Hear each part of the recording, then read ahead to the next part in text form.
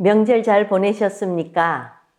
오늘 말씀은 디모데전서 1장 18절입니다.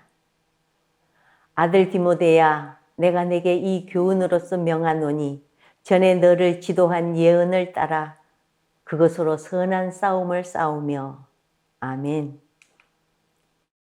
인류가 처음으로 피를 본 것은 아담의 큰 아들인 가인이 그 동생 아벨을 쳐 죽였을 때였습니다. 아마도 아벨의 부모였던 아담과 하와는 선연한 피를 흘리고 죽어 있는 아들을 보며 다시는 이런 일이 없어야 한다고 생각했을 것입니다. 그러나 그 후로도 인류의 역사는 피를 흘리는 역사를 되풀이하고 있습니다. 지금도 지구 곳곳에서는 이런저런 명분으로 크고 작은 전쟁이 터지고 있습니다. 그리고 전쟁만 싸움이 아닙니다. 사람 사는 곳에서는 어디서나 서로를 죽이고 상하게 하는 처절한 싸움이 계속되고 있습니다. 어찌 보면 인생은 경쟁과 다툼의 싸움판입니다.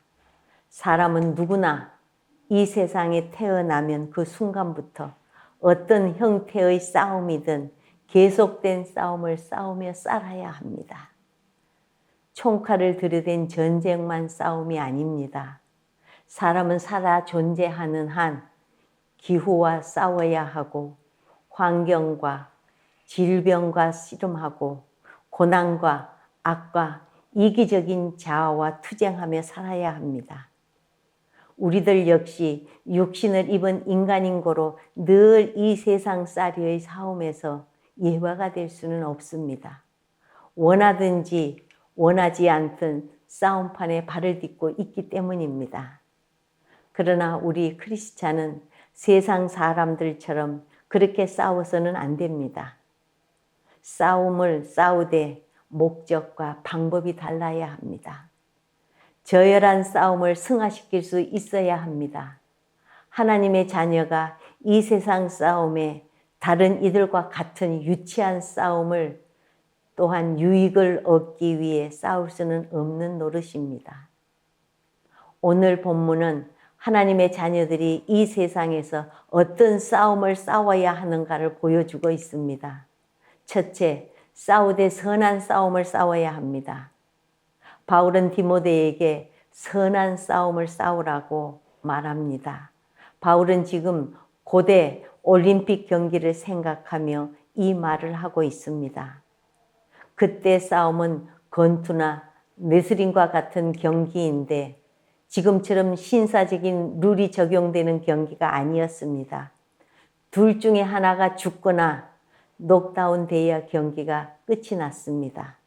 그러니 선수들은 사력을 다해서 상대방과 싸울 수밖에 없습니다.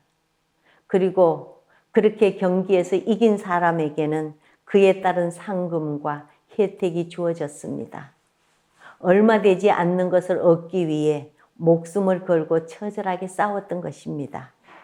사도 바울에게 이 싸움은 무익해 보였습니다. 그런 싸움을 싸우지 말라는 것입니다. 땅의 것을 얻기 위해 남을 상하게 하는 싸움은 유치한 싸움입니다. 그러니까 선한 싸움을 싸워야 한다고 말합니다. 선한 싸움이란 하나님의 나라 확장을 하기 위하여 복음을 전파하고 사단의 세력 아래 놓여 있는 사람들을 구원해내는 싸움입니다. 악의 세력과는 싸우되 사람은 사랑하는 싸움입니다. 땅에서 얻고자 하는 싸움이 아니라 하늘로부터 얻고자 하는 싸움이며 영원한 것을 남기는 고귀한 싸움입니다. 우리는 이런 선한 싸움을 싸워야 합니다. 둘째, 선한 싸움에 이기는 비결은 말씀을 따라 싸우는 것입니다. 바울은 디모데에게 전에 너를 지도한 예언을 따라 그것으로 선한 싸움을 싸우라고 말합니다. 예언으로 싸우라는 것은 지금으로 말하면 말씀입니다. 주님의 말씀을 가지고 싸우라는 것입니다. 예수님께서도 광야에서 40일을 금식하셨을 때 사단과의 싸움을 말씀으로 싸우셨고 이기셨습니다.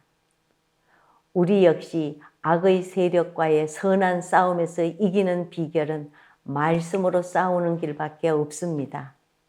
다른 방법은 필요가 없습니다. 오직 말씀만 따르면 되는 것입니다. 예전에 한 여집사님이 추운 겨울날 저녁에 연탄을 잘 피워놓고 잠자리에 들었는데 밤중에 너무 추워서 나가보았더니 그토록 잘 피우던 연탄이 없어졌더라는 겁니다.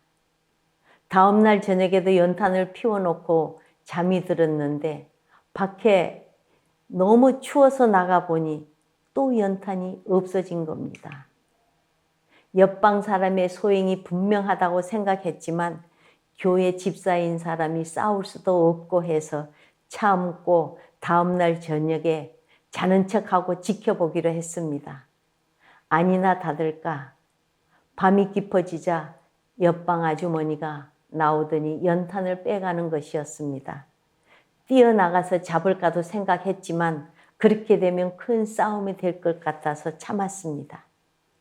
이런 일이 무려 2주간이나 계속되었습니다.